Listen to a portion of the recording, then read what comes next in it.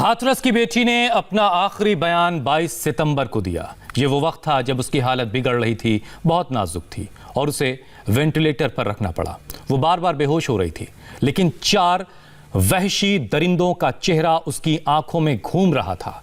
उसने हौसला जुटाया, अपनी सारी ताकत को समेटा और एक एक का नाम लिया। लेकिन यूपी पुलिस के बड़े ऑफिसर ने मौत से पहले दिए गए पीड़िता के बयान पर सवाल खड़ा कर दिया।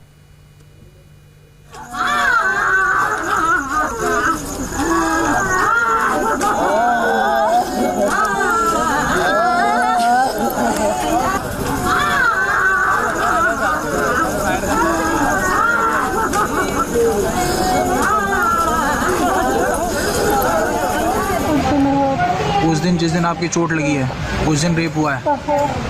अच्छा, दोनों ने किया था, कोई और भी था? वो दोनों थे और बाकी सब भाग गए थे।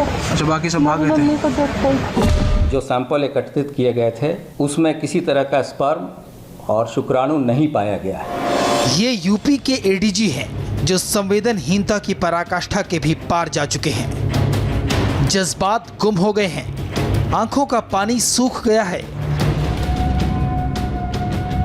दर्द से कराहती लड़की के बयानों से भारी इनको कागज का वो बंडल लग रहा है जो CFSL लैब से आया है। उसी बंडल में है ये रिपोर्ट जिसके दम पर यूपी की पुलिस दावा कर रही है कि पीड़िता के साथ गैंग रेप नहीं हुआ। जो सैंपल एकत्रित किए गए थे उसमें किसी तरह का स्पर्म और शुक्राणु नहीं पाया गया है। कौन झूठ बोल रहा है? मृत्युशैया पर पड़ी ये पीड़ित लड़की जिसके लिए भविष्य का उजाला इंतजार कर रहा था, लेकिन 4 दरिंदों ने उसे मौत के अंधेरे में धकेल दिया, या फिर पुलिस के अफसर जिन्होंने पहले दिन से मामले में असंवेदनशीलता दिखाते हुए आज हालात को इस कदर बिगाड़ दिया कि वो पीड़ित ही हमारे बीच में नहीं रही। एडीजी का ये पूरा बयान आपको सुनवाएंगे, लेकिन उससे पहले पोस्टमार्टम रिपोर्ट देखिए जो आपको बताएगी कि दरिंदगी की इंतहा क्या होती है। पोस्टमार्टम रिपोर्ट में साफ लिखा है कि रीढ़ की हड्डी में इंजरी थी, बड़ा जख्म था। रिपोर्ट के मुताबिक पीड़ित की गर्दन पर सामने से लिगेचर यानी गला दबाने के निशान थे। जबड़े पर बाईं तरफ से दाईं तरफ 15 सेंटीमीटर लिगेचर मार्क, ठुड्डी के 8 सेंटीमीटर नीचे 7 सेंटीमीटर चौड़ा लिगेचर मार्क। रिपोर्ट कहती है गर्दन के बाईं तरफ 5 सेंटीमीटर चौड़ा लिगेचर मार्क था, दाहिनी तरफ 6 सेंटीमीटर चौड़ा लिगेचर मार्क। खून के बहाव के साथ गर्दन और रीढ़ को जोड़ने वाली हड्डी में फ्रैक्चर था, रीढ़ की हड्डी में जख्म था। रिपोर्ट में मौत की वजह हमले की वजह से सर्वाइकल स्पाइन में चोट को बताया गया है, यानी गला दबाने से मौत। लगातार गला घोटने की वजह से पीड़ित की गर्दन पर जख्म के निशान भी साफ थे। रीढ़ की हड्डी तोड़ दी, गर्दन तोड़ दी, गला घोट दिया, लेकिन एडीजी साहब उस कागज के बंडल को नचा रहे हैं जिसमें लिखा है कि हाथरस की बिटिया से रेप के सबूत नहीं मिले। क्या इससे दरिंदगी कम हो जाती है?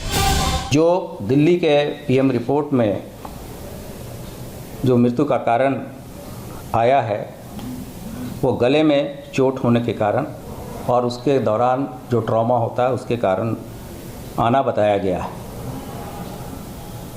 इस बीच जो विधि विज्ञान प्रयोगशाला की रिपोर्ट भी अब प्राप्त हो गई है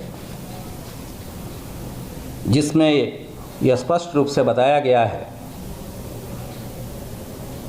कि जो सैंपल एकत्रित किए गए थे उसमें किसी तरह का स्पर्म और शुक्राणु नहीं पाया गया है। इससे स्पष्ट होता है कि कुछ लोगों के द्वारा प्रदेश में गलत तरीके से जातीय तनाव पैदा करने के लिए इस तरह की चीज़ें कराई गईं। हाथरस के इस जघन्य कांड में मीडिया से बात करते समय एडीजी यहीं पर नहीं रुके, इशारों में कई धमकियां भी दे डाली। ऐसे लोगों की पहचान की जाएगी जो प्रदेश में के सामाजिक सद्भाव और जातीय हिंसा भड़काना चाहते